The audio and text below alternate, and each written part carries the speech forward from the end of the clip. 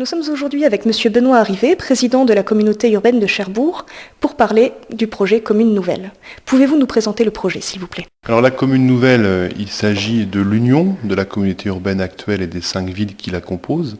Donc la communauté urbaine et ces 5 villes s'unissent pour former une seule collectivité pleine et entière que l'on appelle la commune nouvelle. Donc il s'agira d'une mutualisation des moyens ou allez-vous réellement fusionner les 5 communes ? C'est tout sauf une fusion, c'est bien une union qui utilise le dispositif mis en place de la commune nouvelle, qui est un dispositif légal créé en 2010 qui a été amélioré en 2015.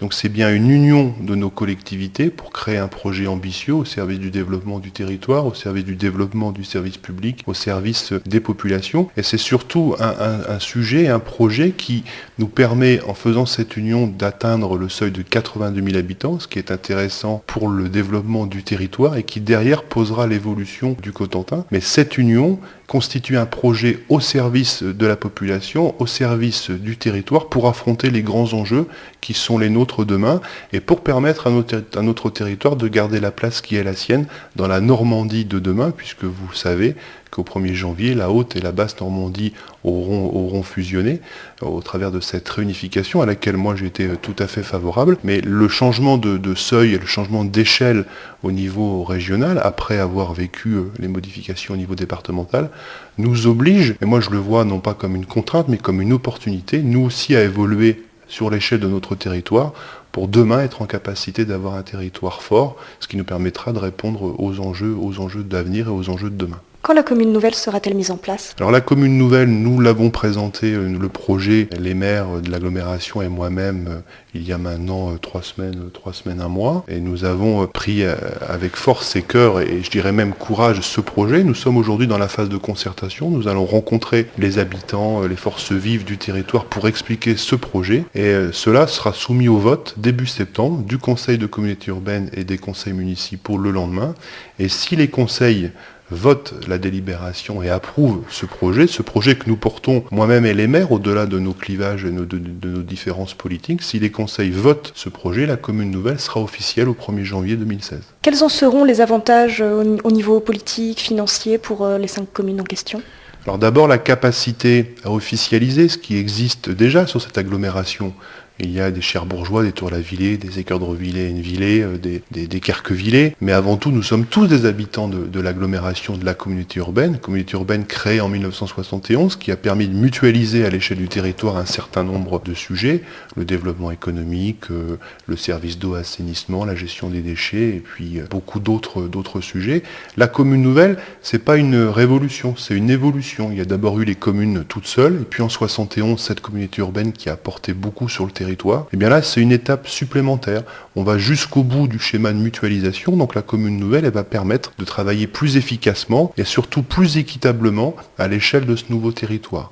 Donc ça, c'est aussi au cœur du sujet. Ensuite, vous avez la capacité à créer une ville de 82 000 habitants qui deviendra la 52e ville française en termes de taille, et c'est aussi important en termes d'attractivité, en termes de lisibilité. C'est donc un projet au service du territoire, au service des populations, que nous considérons comme étant extrêmement fort.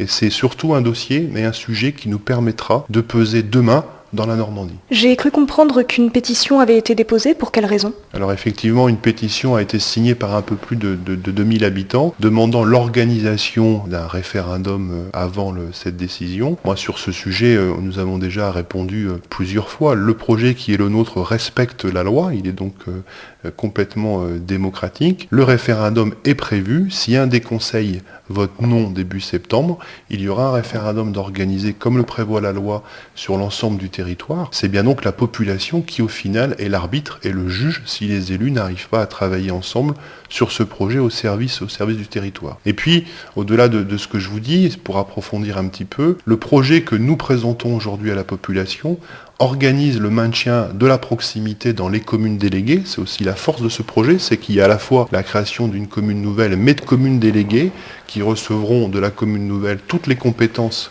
liées à la proximité, liées au quotidien des habitants. Les élus actuellement en place et élus du dernier scrutin de mars 2014 restent en place jusqu'en 2020. Il n'y a donc pas de rupture démocratique. C'est donc un projet qui nous permet d'imaginer demain et d'appréhender l'avenir tout en gardant notre histoire, en gardant les élus jusqu'en 2020, en gardant cette phase de transition, en assurant la proximité, ce qui permet d'atteindre les objectifs de la commune nouvelle en respectant, encore une fois, les populations et le territoire. Et je le rappelle, c'est essentiel, si un des conseils choisit de voter non, c'est bien la population qui aura à s'exprimer sur ce sujet. Vous avez également organisé des réunions d'information en cause commune. Est-ce que vous pouvez nous en dresser un rapide bilan ?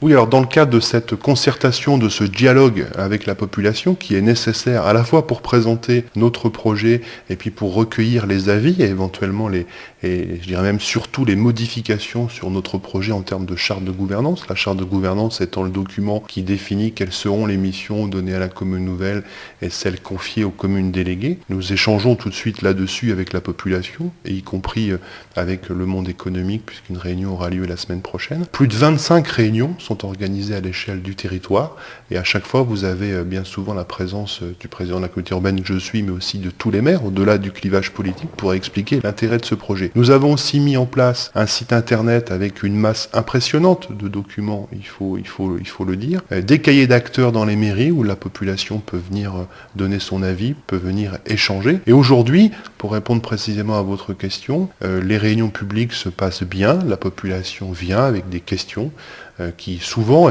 sont légitimes, puisqu'il y a aussi des inquiétudes, mais je pense que nous arrivons, comme nous l'avons fait hier soir à la Glacis, à apporter un certain nombre de réponses, à rassurer, notamment sur ce qui intéresse le plus les habitants, à savoir le maintien de ces compétences de proximité. Quel sera l'impact de la commune nouvelle sur la population ? Alors, en termes de services, l'intérêt de mutualiser à l'échelle de la commune nouvelle et d'apporter une cohérence sur le territoire, ça servira aussi les intérêts de la population. Aujourd'hui, moi c'est aussi au cœur de ce projet, c'est qu'aujourd'hui il y a parfois de l'inéquité à l'échelle du territoire.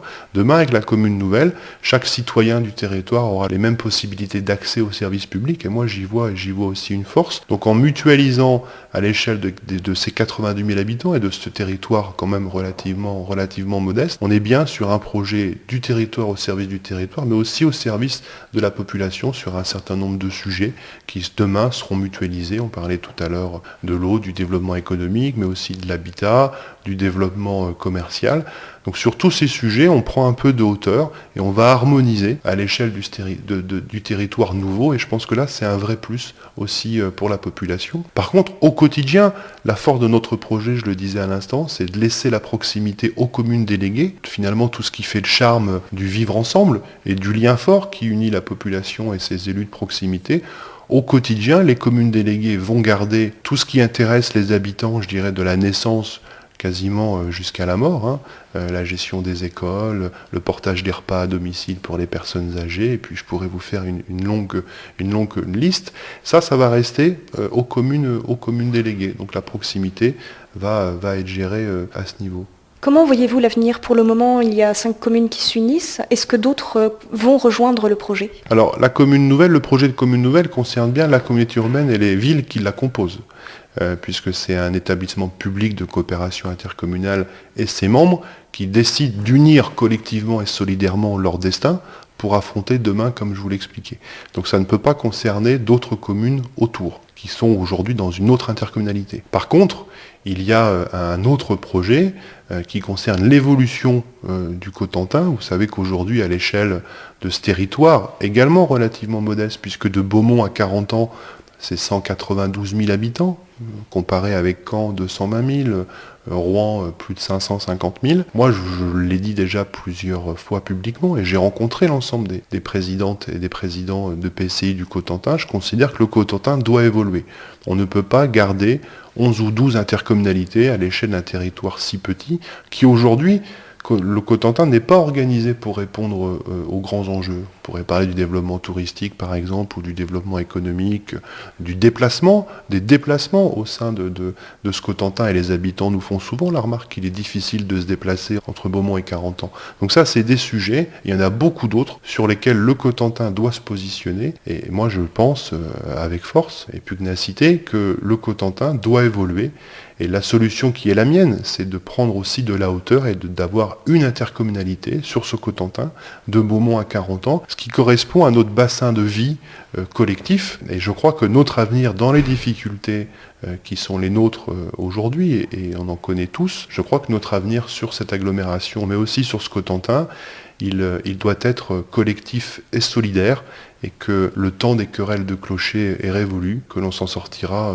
tous ensemble en ayant la capacité à dépasser nos clivages du passé et en nous projetant vers l'avenir au service du développement de ce territoire. C'est ça l'enjeu, et au service des populations qui y vivent. Voyez-vous quelque chose à ajouter ?